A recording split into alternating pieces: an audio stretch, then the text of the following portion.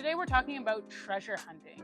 This is one of my favorite things to do. You could call it an exercise, even though ideally, eventually you want this just to be the way that you go about your everyday life. It's called treasure hunting because it's basically about finding, or I guess revealing, the value that is in every single moment.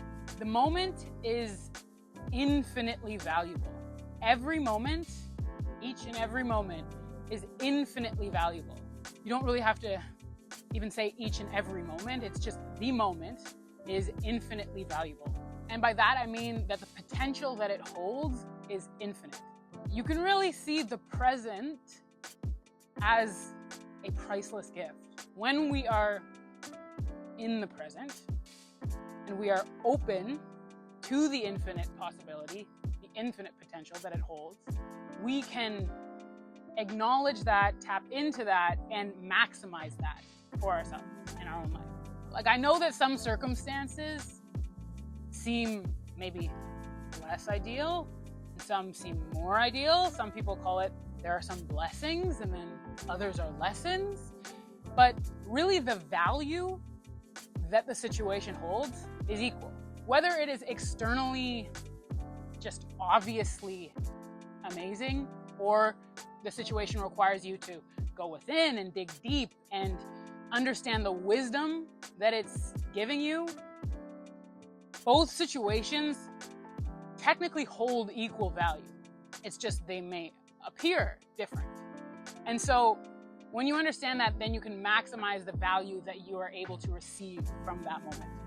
You have to understand that if you're unable to see the value in the moment, it's not so much about the situation as it is about your perception.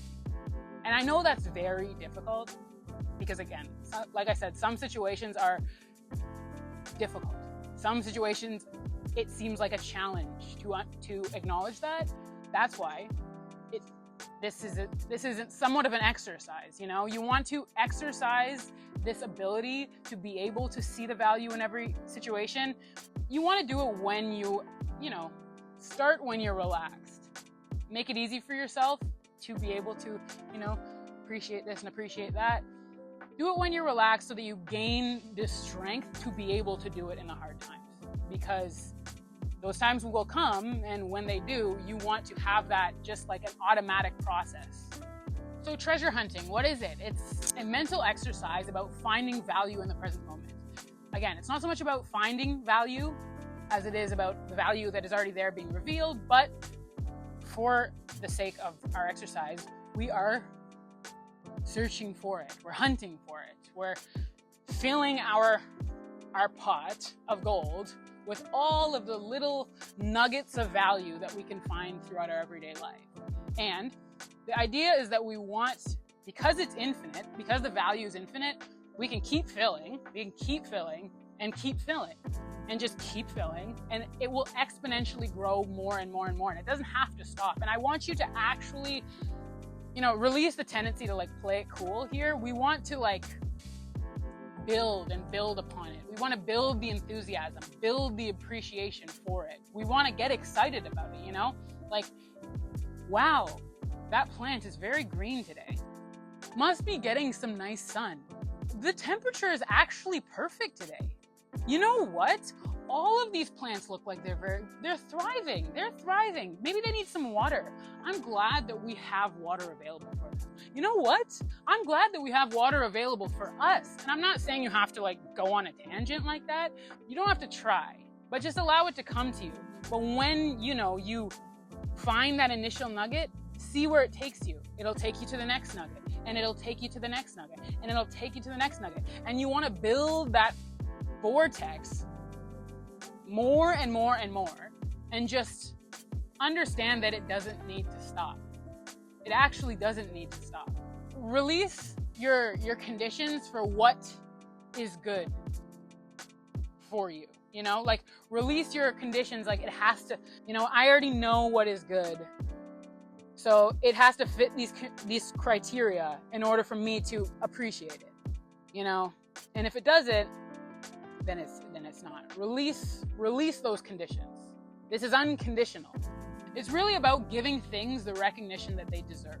You know, like we often go about our day and we don't give the recognition to everything that is involved in this shared experience of life.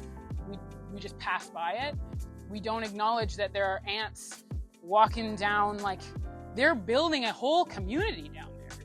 You know, there's a chipmunk bringing food that he just stuffed in his face to his family up there.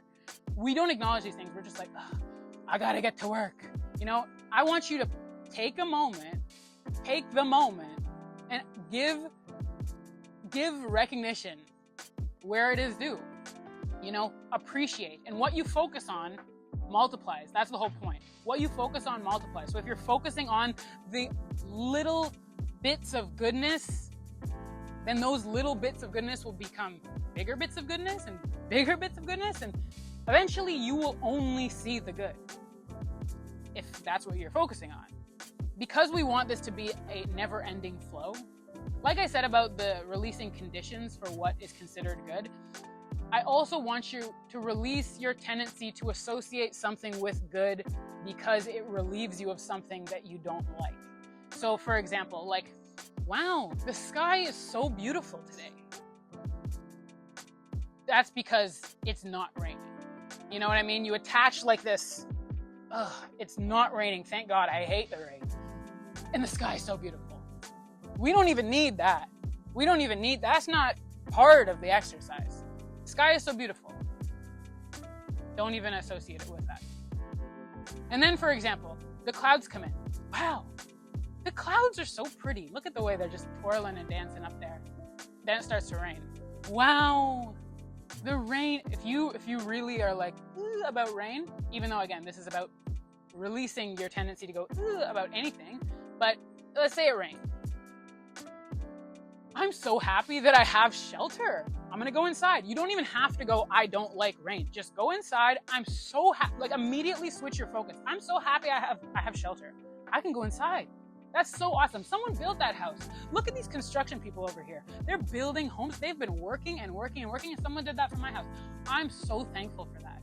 Like whatever it is, just shift the focus. That's what I'm saying about it. It's infinite. You can find the good. You don't even have to focus on anything that is bothersome to you. Just immediately switch the focus. That's why it's an exercise. I know sometimes it's challenging. I get that. But that's the point. If it really becomes difficult for you to acknowledge it, like for you, shift the focus to the rest of life. Go, oh my gosh, it's raining. I'm so happy, again, that these plants get water. It's been really hot. Thankfully, they're drinking. It's gonna look so nice and green after they got this nice rain. Like, it doesn't always have to be about you. That's the thing. This is about acknowledging the goodness of all of life. So it doesn't always have to be about you. If it feels difficult. And when it does feel difficult, and you know, you go, you can always rest on the foundation that, hey, you're alive. It's not even at least you're alive. It is at most you're alive. That's the most important thing. You are alive. Wow, you are alive. Because honestly, even in the times that you are, you know, have a situation that just seems just so difficult and I couldn't possibly, even in those situations, the fact that you're alive is giving you that experience. It's allowing you to even have the experience to complain about. You know what I mean? And the fact that you're complaining about it. Okay, I know there are some things that seem like explicitly unfortunate, but suffering really is like subjective.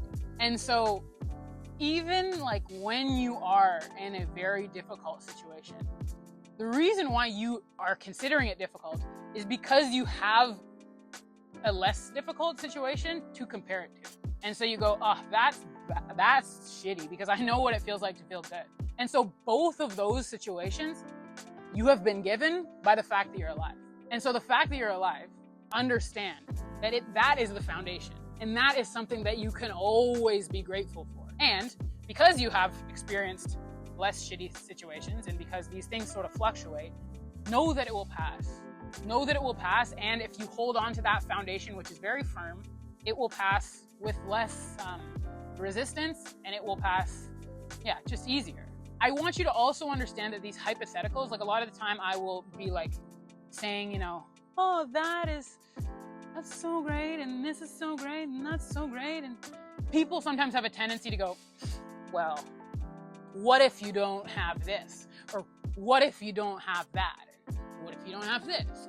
What if you don't have that? Like, they have this tendency to like bring up the hypotheticals, this hypothetical situation, and just go off into imagination land of difficult things that could happen, or difficult things that are happening for other people, or all of this stuff. But I want you to understand that like that has no place in the exercise that we are doing. This is about the present moment. Hypotheticals distract from the present moment. We are here to appreciate what we have, and there is always something to be grateful for, no matter what the situation is, even if it's just your life. And like I said, it's not just your life, it is your life. That's the most important thing. That's the thing that allows you to do any of this. So when in I don't want to say doubt, but when in confusion, rely on that, because that is something that you can always place your faith in and be appreciative for. And if you can appreciate all the things that has given you, even if they seem small or insignificant in the moment, then again, you will be able to multiply that in your life. This is trying to get you to understand that you have the power to choose what you see in the situation.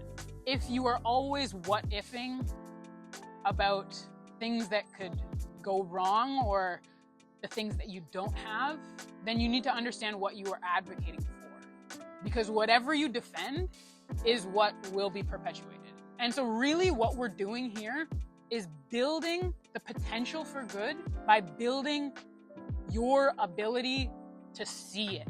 That's all we're doing. It's not even that we're building what is already there.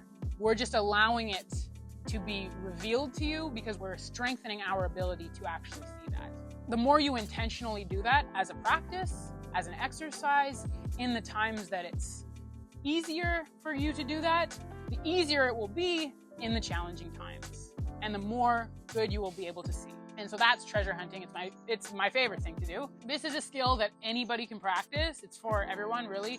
But especially if you find it difficult to be in gratitude and appreciate things in your life, if you feel like your life isn't going how you want it to go, this is a skill that, when practiced, will help you shift out of that mindset. It will allow you to reveal the beauty that already exists in your situation. Transform your situation. It's really about going step by step by step and just following the trail of goodness as it is revealed to you.